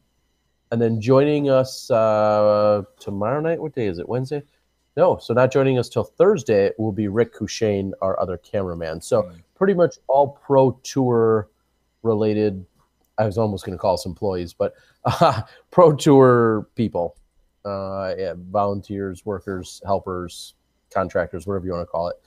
We're in Tamarack 57, so if you need to send us anything special, we're here at Smugglers Notch. Tamarack 57 is where the action's going to be at. Send more platinum. That's awesome. So get this. This is my little disc golf story from this past 2 weeks. 2 weekends ago, when we were doing the last at the Vibram Open in the morning, I got to go out and enjoy a round out at River Parkway. I paid the $5 to play. And I did not have the greatest round. It was okay, but I played from the longs, and Root River is a course that is not much fun. I'll put it that way. Oh. It's an okay course. Say that. I played it before a redesign a couple years ago. It's one of the newer courses to the Milwaukee County Parks system that was added a few years ago. Then got a pretty significant redesign from what I heard, but I've never played the redesigned version. So elaborate. So the only reason why I didn't find it much fun, I think it would have been much more fun from the shorts, but from the longs, the rough is it's not punishing. You just lose plastic. It's about a foot high of nothing but vines if you get off the fairway, and a lot of the baskets are about 10 to 15 feet from the woods. So if your disc goes in there, it's like a row of trees for like 700 feet, and you're not quite sure where it goes in. It gets sucked into some trees, and you sit there and look for your disc for 25 minutes until you finally find it through the thorns and the thicket, the pickers, the prickers, and whatever else you're doing. So while the course design is fine, it's very righty friendly, but you do what you can with the course that you're given. Sure. I didn't enjoy being off the fairway by 1.5 feet and having to dig for plastic on like the first 12 holes. So I didn't have much fun. On like hole 10 or 11, I threw a buzz. I thought I was about 15 feet short of the basket. It's about a 280 to 300 foot hole. I cut it off a little bit early. I looked for 25 minutes, couldn't find my buzz. It's a 2006 Valley View Open tie-dye buzz. One of my staples in my bag. I've had for a long time. Orange one? No, not the orange one. The orange one was in my bag when it was stolen. So this is just a tie-dye buzz. And it flies real nice. It's a little overstable. I love it. So I text or I message a local pro, Mike Harrington, and I say, hey, I'm not part of the Root River course group. I lost a disc. If anyone mentions it, let them know this is what it is. So a week goes by. I don't think anything of it. Suddenly there's a message that pops up where I'm tagged at Facebook. It says, hey, some guy's like, hey, I found this disc. And Mike Harrington says, oh, that's Johnny's. And it looked like, sure enough, it's mine. So I comment, hey, yeah, that's my disc. Awesome. Some guy named Lance finds my disc. And he's like, well, I'm leaving the course right now. Let's meet. And this was 3 days ago on Saturday. And so, okay, so we meet about 20 or 30 blocks from here, kind of halfway between his house and my house. Me having a bunch of extra plastic, I thought, well, it's awfully nice of me. I grabbed a Greater Milwaukee Open Turn that I had gotten this year. Brand new. It's got that cool 8-bit stamp on it. Walked up, handed it to him. As he handed me my disc, he's like, oh, thanks, man. I appreciate it. No big deal. That's what I feel that's kind of one of the things you should do. Reward somebody who, it didn't have my phone number on it. It just had my name. I throw so few rounds that I don't really lose a lot of plastic. So I was very thankful, gave him a disc. Didn't think anything of it until 2 days later when he messages me and he says, oh, hey, I threw your disc for the first time. I aced hole 1 at Root River Parkway, which is like a 330-foot throw on a very first throw. And I said, you know what, man? Congratulations. That's karma. Rewarding you for returning somebody's disc, because although it's not a valuable disc, my 2006 Buzz, that's a 3-year-old that's 3 years from when they came out, and they came out in 2003. If that had the bar stamp on it, it would be very valuable for that time, but it just had a custom stamp on it, so I enjoy it quite a bit. But I thought it was really cool that the guy got an ace with the very first throw of the disc I just gave him, and I was pretty happy with that. So I'll follow that, and I'll double down on you and tell you, whenever I sell discs to people, I guarantee they're going to ace with it. So that's why people should probably buy more discs from me, because there's a guaranteed ace in there somewhere at some point with that disc. So, but that's a pretty cool story. That one that you gave him all resulted in a hole-in-one. Yeah, I was pretty pumped about that. The fact that he took a picture up next to hole 1 with his disc and he sent it to me, and he put it out on the group, and I was just like, maybe I should have kept that disc if I knew it had aces in it. I'm just saying. Yeah. I've never thrown a turn, so I don't really know how they fly. So I kind of thought you know what? I'm probably not going to delve into a new disc anytime soon. So it's a perfect disc for him. And he even told me, he's like, oh, I used to have one. I lent it to a buddy and he lost it years ago, a couple of years ago. So I was like, oh, well, here you go. This is perfect. So I was, Wow, very cool. yeah, I was very happy with that. So, And speaking of custom stamp discs, I think it was Ronald Harkey, I saw a little early on the board, asked a question, and there has in fact been photographic. Is that the word? Yeah. Photographic proof. The Patreon discs have in fact arrived. They are sitting at my storage. I took them to storage.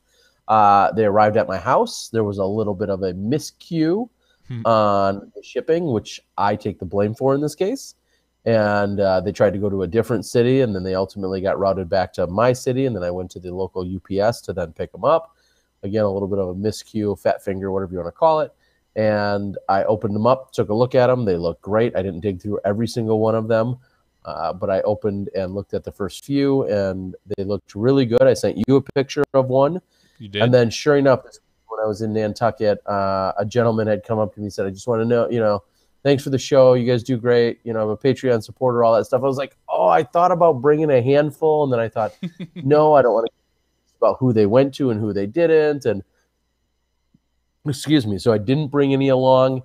And I wish I would have, because I could have probably handed out a few between Nantucket and then this weekend here in Vermont. But when I get back, although I turn around and go right to Tennessee in a couple days, shortly after that probably is when I will be probably personally packing up all of your discs. First, I'm going to have to bring them over to your house. I think we agreed that we're going to sign them whether people want us to or not. Yep. Is that what we agreed on? If they don't like it, they can take some bug spray and get rid of the signatures.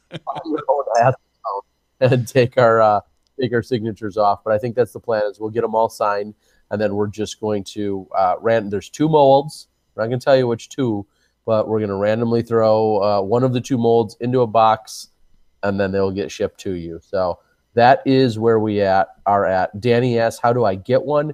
Danny, you need to be a Patreon supporter at the $3 level. And with that, you are then eligible to receive a Patreon disc. We have the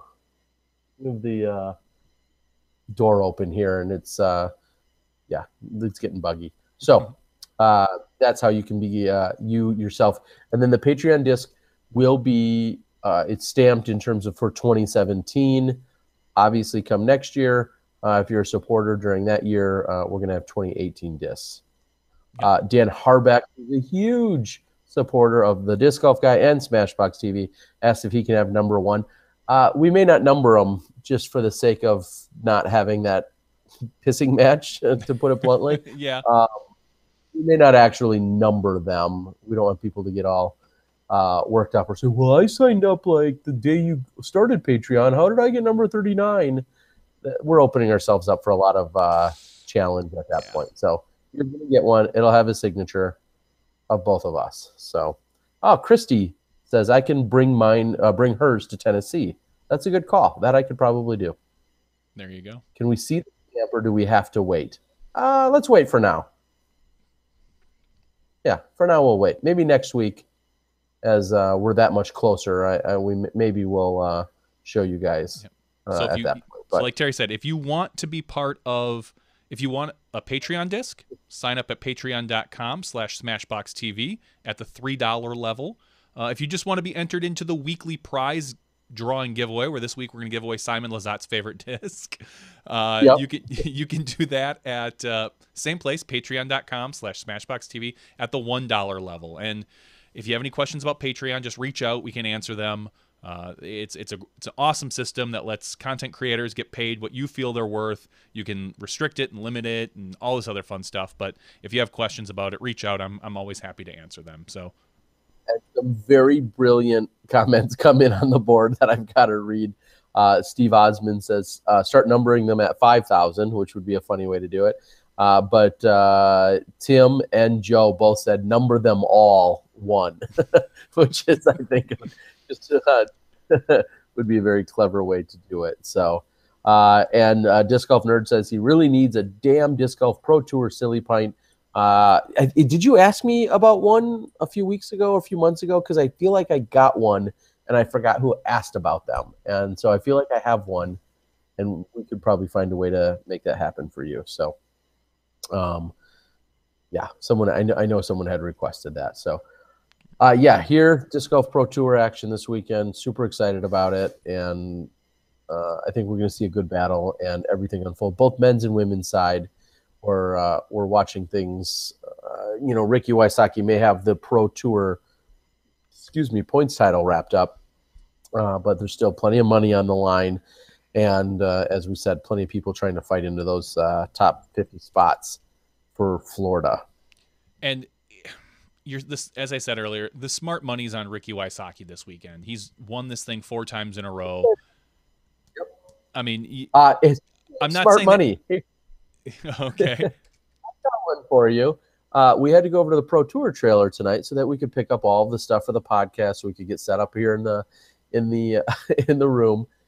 And we pull in, we start to unlock the Pro Tour trailer, and all of a sudden I see what looks like off in a distance some raptor legs walking by. Well, he wasn't doing it, but he, lanky old Wysocki walking by. I'm like, "What up, Rick?" He's like, "Oh, nothing. Just yeah." And all of a sudden he takes a few more steps, picks up something off the table, and he said, "Oh, just grabbing my wallet." I was like, "Oh." Yeah, so he left it at the course, drove literally away from the course where there was, back toward the actual resort, and thankfully there was no one else out there. Not that we'd have to hopefully worry about it, but he actually left his wallet sitting on a picnic table near the practice basket. I'm like, does your wallet practice too? Does it just sit there and hope to grow or something, just like when you're out here practicing? But yeah, Ricky had to come back and retrieve his wallet. So. So when you speak of smart money, keep your wallet next to you. I think that's the smart play right there. A lot of times when I golf, I wear wind pants, and the wallet, and they're usually elastic waistband, and just like the kind of the wind pants type material. I don't like a wallet in my pocket because it kind of flops around a little bit, so I'll always put it in the tightest pocket of my bag, whatever that is, or the most secure, where everyone has a zipper on it, because I definitely fear dropping a wallet or my keys on the course. I have an irrational fear of losing my keys, and not so much an irrational fear of losing my wallet. I just don't want to do it. So I always clip the keys on the little hook that's in there and stuff the wallet into the tightest place possible. So, pro tip. And yeah, speaking of pro tips and unfortunate events, while copying over some footage while in Nantucket this weekend, there might have been a slight physical mishap. We'll leave out some of the details, but the point is, if you work in, what do those call those, white rooms? If you know anyone who knows someone that might be able to retrieve some data off of a Western Digital hard drive, portable hard drive, let me know. I think there's a physical mechanical issue, like maybe the playhead or the head doesn't read correctly. There would be some compensation, lots of hugs and frisbees in it for you. But talk to me off the air. There's someone through work, we had an issue with a flash drive. Now obviously this is different, that we sent somewhere for work, and I can look into who that was exactly and see what the costs are for a physical hard drive, if it's different or the same. Yeah, unfortunately, everybody talked. I reached out to a number of different places in the last couple of days, as I've been stressing and been frustrated over it. Out of everything that's on there, this is all disc golf footage. I feel like about 60 to 70% of it is in fact back up to a second place, which is exactly obviously what I should be doing. However, a few of the recent events didn't have everything backed up as much as we should have to a second or third place. And so I take full credit or miscredit for it, and it's totally my fault. Bought some more hard drives, in fact, today, so I'll be doing even more copying over the next few days and few hours. But yeah, there's a piece that you can actually hear rattling inside of it. It looks like this, except for it's a black one, and it's a 3 or 4 terabyte. And so if anyone has any So it's not a software thing. It's not like you're putting in it boots up, it spins, but it's not physically reading anything. And I think there's something, again, a physical mechanism issue. And everyone's telling me, yep, that's Best Buy. When I was at Staples and all these other places, I was then also pricing out solid state drives because that's clearly what everybody should be moving to. We all know solid state drives, unfortunately, are, double or triple or quadruple the expense. But if that's the smarter move, that might be the way we go moving forward. So we'll see. And speaking of technology, real quick, I want to throw out the last few weeks I've been talking personally a little bit about cameras, and I'm not going to give too many details or specifics, but I've been talking about various cameras, possibly even moving away from the Canon world we've been operating in so much, whether personally and with SmashBox. And we know that Jomez and Central Coast they're kind of operating in a Sony world, and I was thinking about possibly one of the two camera setups they've been using for a while now because I like what the features that are offered there. And sure enough, literally today, there were some announcements and videos released for some new Canon orders. They didn't look too interesting. I'm super excited. It's exactly where I want to be, potentially for post-production footage moving forward. So it's just a side note for any of you techies or people that give a crap about anything technology-wise in terms of what we're doing. We don't need to worry about anything where there's not much we can improve upon for our live stuff, but from a post-production standpoint, I'm super excited about some of the stuff that they talked about being released from Canon. And unfortunately, they said maybe November when we finally see it. But I'm jacked. I'm going to have to sell some Frisbees or something so we can raise some money to get some new camera. I want to get some new camera equipment. Yeah, we're having a weird stream issue with I'm all plugged in, but the stream seems to kind of be a little flaky right now. As far as okay, yeah, I'm picking up here on the live chat. A lot of people talking about data resurrection is a lucrative business. It's insane. And I said to someone else asked me, why is it so expensive? It's because they have you. Like, if you need something that's quote unquote life and death, or that's super critical, or you've lost all of your wedding photos, or your wedding video, or a birth of your first child, or you have all that stuff, and it's life, you feel like it's life and death that you have it, they feel like they've got you. And big corporations will pay absurd amounts, and maybe even the middle or smaller guy will pay what I feel like are absurd amounts. I'm telling you right now, I'm not paying $1,000 or $1,500, $2,500 to recover some video footage, especially when most of it's been aired or already used. It may not be as good somewhere else, but I'm not going to pay that some absurd prices. I'll compensate someone or pay some services, but I'm not going to pay anything absurd. At that point, it's just a lesson learned mentally, and I'm not going to, yeah. So, but yes, it's a very, very lucrative business because they've got you. That's what it comes down to. Disc Golf Nerd asks, have you guys considered doing a few giveaways during broadcast? We did a lot of that in the first couple of years, or we did a lot more of it than we do now. And it really has come down to a little bit of management. It takes me sometimes anywhere from a day to a month to mail out our free weekly stuff.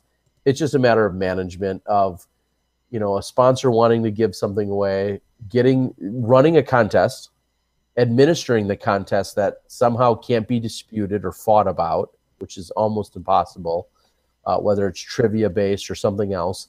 And then, finding the winner, notifying the winner, getting the winner's information, and then eventually getting the prize out. And I know it sounds like I'm being dramatic about it all, but believe it or not, when you're only a 1 or 2 man operation, like Johnny and I are for the most part, that becomes cumbersome. And then you mail something and they say, oh, I didn't get it, or thanks for the disc, it was bent. And then you're starting this process all over. And it's not to say we're not appreciative or grateful to everyone that could be eligible. It's just sometimes it becomes, it's kind of how you really want to use this in direct parallel comparison. It's kind of like CTPs at tournaments. CTPs are great. They're fun. They're great for the person that wins them. They're a pain in the ass for everybody else. The person that has to make sure they're picked up off the course, then you have to make sure that you have the right prizes for it. Then you have to make sure that you remember to call them off. And then when that person's not there, there's an extra step that's involved, or the person says, oh, I don't even like pink discs. I didn't want to win a pink disc. Give it to someone else. Like, I'm not trying to sound negative, but as fun as CTPs are, they're a real pain to run. And that's why you see some large-scale tournaments don't even bother with them. So. All right, so let's give away this this wonderful prize, so I can kind of take a look at why we're seeing some sort of weird buffer thing with our vMix application. We just upgraded to version 20. It's got a bunch of new cool features for me, but it seems like I'm having some sort of strange issue. So here's what I'm going to do. I'm going to look at our list. Actually, someone just signed up, so I'm going to add them to the list. Matthew Swanson. Thank you very much. It's going to look shiesty if Matthew wins tonight, but I'm going to add him. He's in the mix. He's now going to be in the mix. So here's what I've got. As Johnny's going to, I'll buy some time for you, Johnny, as you figure out the spreadsheet stuff. I was on Nantucket Island. Thank you again, Todd and Eloisa. Amazing event. I can't say that enough. Oh, here's what I will say about it, too. Because there's some challenges, because you have to either ride a ferry or a plane to get to this tournament, which is funny in itself if you think about it. If you're on a waiting list for that event and you might be in the area, or you're thinking about going, or maybe go, because somebody else may have had that challenge. Somebody that morning missed the ferry. And I'm not saying you want to capitalize on somebody else's misfortunes, but there's a lot of ways that maybe it might not go well for someone. So I think they had a waiting list at one point, but then they were full. They were full forever. But then that day came and somebody couldn't make it, or somebody didn't get there. So if you're really dead set on playing, show up and stand there, and you might get in. And if you don't, there's probably somebody that you could gladly caddy for, or maybe a film crew that you could help out or assist. There'll be something for you to do. You'll get a great lunch. You get to hang out and see the best players on a great course. But go to the event anyway. When they tell you, hey, you're third on the waiting list, if you can, I'll say, afford the day, go, because you may get into the event. And if you don't get in the event, you're still going to have a good time. So definitely go. That's what I'll say about that. So to follow that up, I've got a few things from Nantucket that I'd like to give away. I picked up a disc or a shirt or some stuff. We'll figure out what you need, and the winner tonight will get something from the Nantucket Open. So thank you to the Nantucket Open. That's what I was going to say. All right, thank you, Nantucket. We have 160 patrons, so they're all sorted, and except for Matthew, who's the very bottom person. I just add him in the list. So if it does happen to hit 160, then we definitely have some dumb luck there. But I'm going to generate the number, and the number is, it's not 160, it's 120. Ooh. So sorry, Matthew, you're not the winner, but you know who is the winner? Stephen Kirkland. So Stephen Kirkland. I'll drink to that. Cheers. Thank you, Stephen. Sure. Terry's going to cheer himself. Stephen Kirkland, you are the winner of the Patreon stuff that Terry's going to give away, as he just locked himself up. Oh, there he goes. Your video froze for like a split second. I thought maybe you locked up. So Stephen, we will get that stuff to you when Terry gets back and gets all his stuff situated. So congratulations on that. It looks like our stream looks like it's leveled out a little bit, even though I haven't done anything. So we are going to, but we're not much longer for this podcast. Hit reboot. It fixes everything. Maybe. No, Jeff, I'm not at the bar. I'm at the bar in my own apartment here at Smugglers Notch Resort, rated the #1 family destination for 29 years running. Except when Terry's there. Yeah, exactly. Yeah, so you will get something from the Nantucket Open. Steven, I know they had some dynamic discs, they had some super soft T-shirts, there was some good stuff. So we'll make sure to get you something out there that came from the event. So thank you guys to the Nantucket Open for supporting our giveaway as well. I don't have too much more, Johnny. Some people are asking about maybe my nasally sound if I have a cold. I think it's allergies, but I don't know if those count. I don't know if I get those. I used to never get them, but for the last few nights I've had a really stuffy nose, and I feel perfectly fine. Mhm. I guess I just get a little bit stuffy here, so we'll see what happens. Okay. Well, hopefully you sound better for the broadcast, and hopefully you feel better. We'll see. We'll work through it one way or another. Do we have any other odds or ends or random stories here tonight? I don't think so. Gosh, it's awfully quiet around here. I see a cameraman sleeping. Finally. I see one of our guys is sleeping. Jeff LaGrasse is gone, being loud elsewhere. I think Steve Dodge has probably called it a night, and I know our media manager Seth has called it a night. So it sounds like it's just me for the party. Have fun. I will. Crack open another and start editing some video. That's what everybody would like to see. Ronald says, I so want to buy Terry a beer next time I'm in the same city again. I would love that, Ronald. I appreciate the thought. Joe, we hope all is well. Joe says this, thanks, guys. Took my mind off the hurricane aftermath. Joe, I'd be interested if you don't mind sharing anything in the comments as to how you were or weren't impacted. Where were you at? I saw a little bit of stuff on the news. But I'll admit I'm not fully up to speed with. I feel like it was downgraded, but obviously it still kind of ripped through or is currently still ripping through Florida. So anything you've got for us? Like a cold. How many aces does Terry have? I'm in the 50 to 60-ish neighborhood.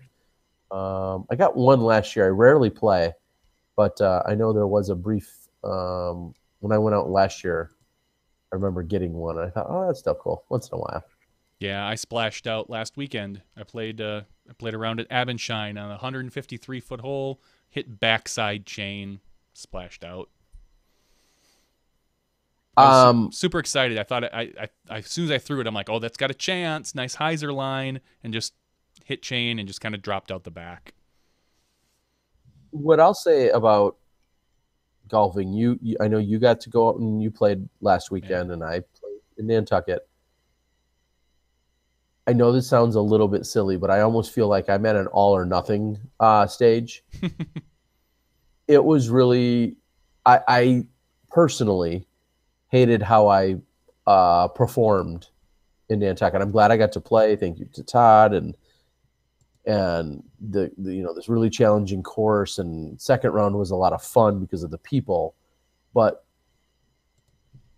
it felt really almost uncomfortable because I used to be good. I know it was a full 10 years ago now. It was a full decade when I peaked at 995, and going out and not playing the way I used to be able to. And I know it's because I don't play or practice. Yeah, maybe wait.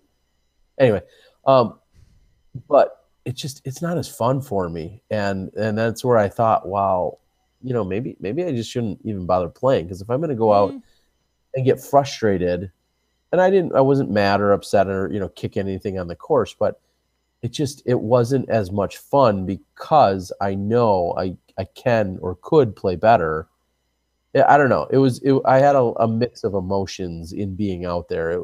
It was fun. The group was fun, but not playing well isn't fun. No, that's not playing fun. That's not a lot of fun, especially when you just have to you have to realize where you're at, what you're doing, why you're out there, and the fact that obviously we don't play a lot. I was kind of surprised at how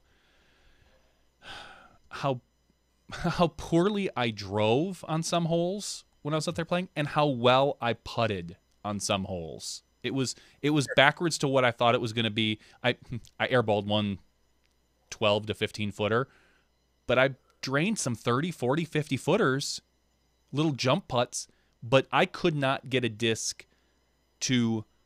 I felt like I was having a problem throwing and getting it to stand up and turn a little bit to the right. Everything I tried to do came out hyzer and stayed hyzer, or I just let go of it way early. I was having a hard time finding a spot on a drive. But once I was out, you know, that's why I think playing the shorts would have been better, because throwing a hyzer was dumb easy. So, but Yeah, I would not want to play a course where accuracy was rewarded as opposed to just get it out in the field. Yeah, and I believe it was Hannah Croak's dad who I was maybe around the putting green with at one point as he was out there playing on Sunday. And he said something like, I think it was him that had said, like, well, it doesn't look like your putt's rusty. And it was kind of crazy during my practice putting, at least, and during the round for the most part. My putting, I felt like, oh my gosh, this feels great. I'm like, I don't feel like I lost anything in my putt. But yeah, it was definitely the driving, a little bit of that, and the timing and whatnot that suffered. So it was very weird to say. So I'm going to real quickly, I don't want to dismiss whatsoever, especially because I asked. Joe PG had replied and said he's had 3 days, no power, 90-mile-per-hour wind at my house in Clearwater. Ronald Harkey also says that they closed the International Disc Golf Center as they were without power. Yep. Joe says it's hot as hell. And he says, we have other things to worry about right now. Most of my county is without power, and I've heard obviously quite a bit of that as well. Disc Golf Nerd, who's out in the Northwest, says, happy to report that the fire in the gorge is much more under control than last week. Good. And then, I'm sorry, Alexis says most of the east and southeast Texas is slowly recovering from the flood. So, to put it all in full perspective, I'm complaining about not hitting fairways, and obviously some of our smashies and people around the country are fighting, life and death situations with floods and fires and winds and hurricanes. So when you really do think about it, yeah, if my biggest challenge in life right now is that your golf game is off. Yeah, my golf game is off because I don't practice and haven't played in 6 months or 2 months or 4 months. I live a pretty blessed life in a lot of ways. So I hope everyone is recovering as best as you can in your current situation. There's a lot of stuff going around, that's for sure. Yeah, there is. Some question about a course at Benson. Not sure about that. That's Disc Golf Nerds territory. 90-mile-per-hour winds. Clearwater for over 5 hours. Can't imagine that. Matthew Swanson said, yes, that I should just approach disc golf and be happy. And I was. Again, the group I played with second round, it was so much fun because we were just truly giving each other a kind of a jokingly hard time about what was going on in our play. And we all had great shots on any given throw or moment. We all had our lowlights on any given moment as well. It was a lot of fun. It was frustrating. I'll say this. My only two on the course, and there's not a ton of them available, but my only two on the course was the hole that Austin Turner aced. It's 238 feet, but a super tight tunnel shot. So I birdied it first round. Second round, like everyone else in the group, hit a tree and really struggled and just barely missed the most amazing par putt that I had. Just barely missed it off the chains. So I went 2-4 on it. And it's crazy to think just what can happen out there. Crazy to think about, Austin Turner acing it, 2s, 4s, whatever, and everything in between. And yet we're on the second shortest hole of the course.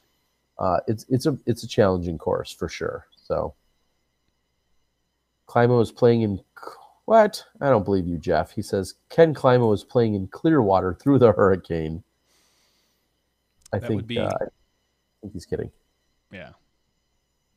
Stay positive, Smashbox. The fire covered over 35,000 acres, but is somewhat contained now. And Rooster Rock and Dabney remain safe. Not sure about Benson Lake and 9-hole or Cascade Locks. Country disc golf, yes, we talked about that a few minutes ago. Have I decided on a camera yet, Terry? The answer is yes. I will absolutely be saving up, and I'm going to have some fundraiser discs coming up, saving up for a Canon XF 400. So you are going with the 400. I will go with a 400. It's about a $3,000 camera, and just to really put it in perspective, I'll be having to buy 2 of them, so that if I go do post-production coverage anywhere, we'll have a throw and a catch camera, and they need to look identical. So we're talking about at least a $6,000 investment, plus cards and possibly warranties and accessories, batteries, all that other stuff. So yeah, come October, November, we're looking at a $6,000 investment. Canon XF 400. If you work at Canon and you want to reach out to us, we have those people. By a mosquito. So yes, good stuff for sure. And I am getting more stuffy as the night goes on here, which is really weird. Maybe somebody out there knows. Why do I get stuffier each night? That seems to be a reoccurring theme for the last 3 or 4 nights. I'm getting stuffier each night. I'd love to hear what you guys think of that. Reach out to Terry if you know why he gets stuffy at night. But we're gonna wrap this up. No, come on. I need some free doctor. Yeah, go to WebMD, and basically they'll tell you you're dying.